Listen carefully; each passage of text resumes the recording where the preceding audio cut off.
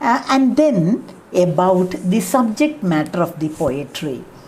This also we have explained, and once again I am making a summing up of the main points about the subject matter.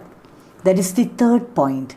First one, why he was unwilling to attach the preface.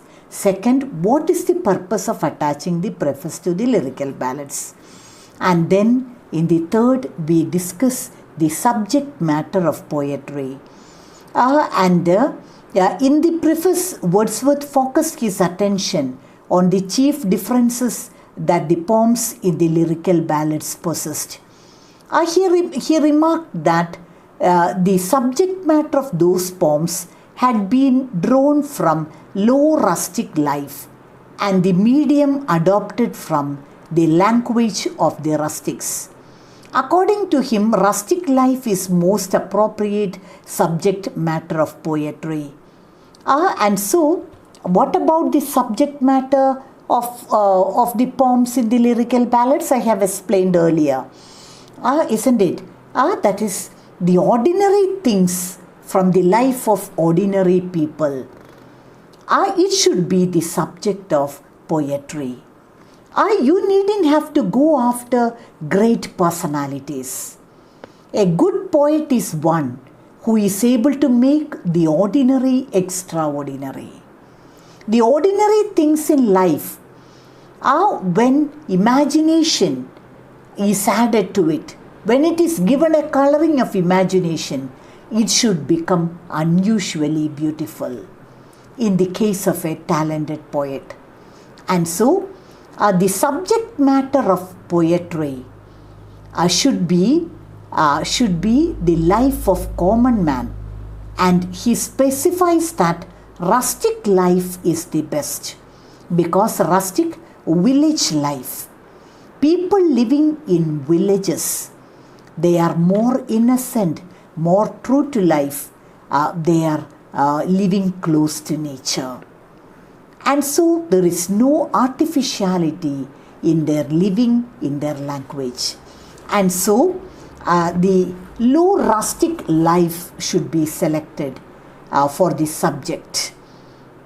He has chosen low rustic life because in that condition of life, the basic passions in the mind find a better soil to develop.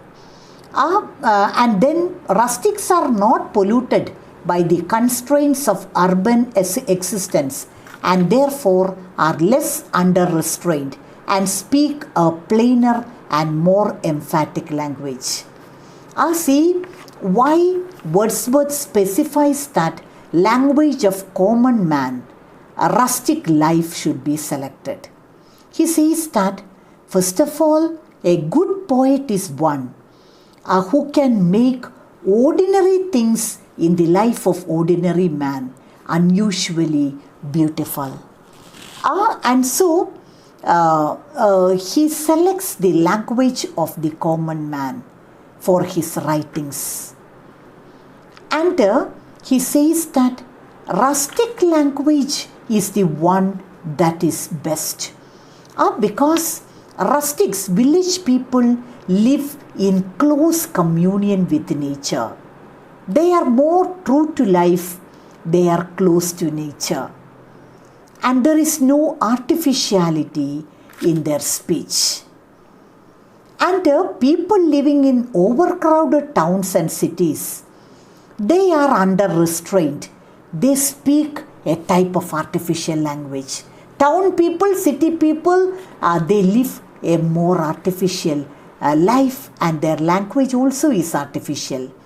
But the village people who are living in close communion with nature, they are using a true language. And that should be the language of poetry. On these reasons, Wordsworth affirms that, and so because of this reason, he affirms that rustic language is the best. Why rustic language is the best? Because village people are living in close communion with nature. They are not artificial in their dealings, in their speech. But people living in towns and cities, they are under constraint. and there is an artificiality in their writings. And so the language of the common man should be selected. And in his lyrical ballads, Wordsworth affirms that he uses the language of the common man. In the next stanza also, he comments on the language of poetry. And revolting against the stylized and sophisticated diction of the 18th century, Wordsworth proposes that the language most appropriate for use in poetry is the very language used by the low rustic people. He again says that such a language is the most appropriate medium of poetry because it is derived from a genuine experience of the rustics who hourly communicate with the best objects from which the best part of language is originally derived. And so again and again he says that our rustics are using, village people are using the best language, unadulterated language. It is not at all artificial. Why they are using such a simple language? Because they are living in close communication with nature. They are living in close communion with nature. And so whatever they say is true to the core. And they usually avoid all the elaborated expressions. They use a plain language, unlike the people living in towns and cities. And according to Wordsworth, such a language, which is the genuine expression of feelings and experiences of the rustics, is more permanent and philosophical language than the artificial language produced and propagated by the Augustines before him. And so Wordsworth again and again says that during the Augustine period, during the neoclassical period, the poets use a type of artificial language. The poets, neoclassical poets, were scholars, but they used a highly embellished language, which was not intelligible to the common man. And there is artificiality. In good poetry, there should be a natural ease, and there should not be any artificiality. And so he says that the language of the rustics is the best. Rustic, the village man. The village people, they are living in close communion with nature, living in the lap of nature, very true to nature. And they speak in a plain language, and that can be adapted for writing poetry. And then he talks about the distinctive features of the poems in the lyrical ballads. This also we have explained already. That is, Wordsworth stresses that choice of rustic life and rustic idiom. It is very important. And again he says that personification of abstract ideas will not appear in these volumes of poems in the lyrical ballads.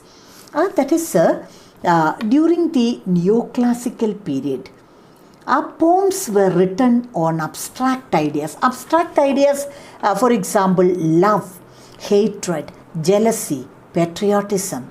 See, these are virtues or these are ideas.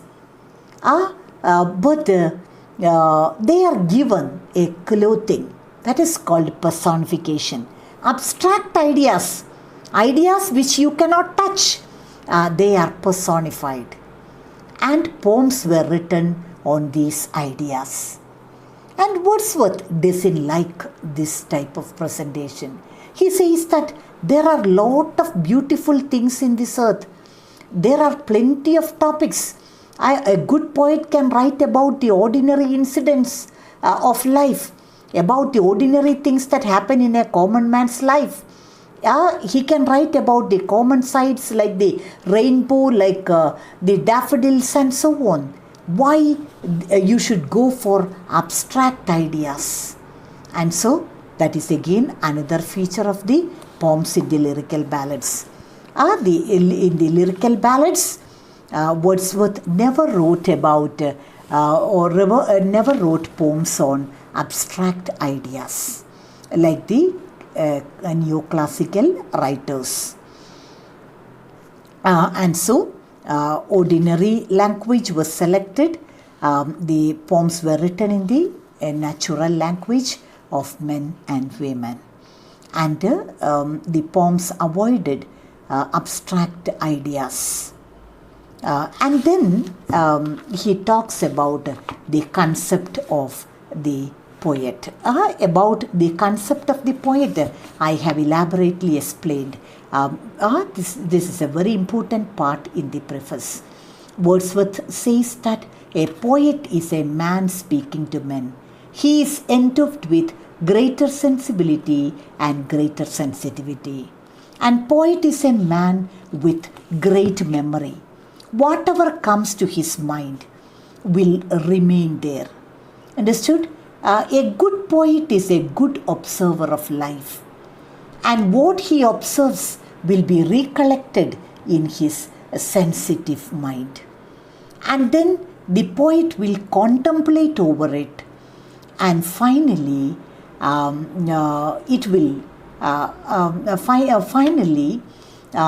this emotion that is contemplated will be given expression as a poem.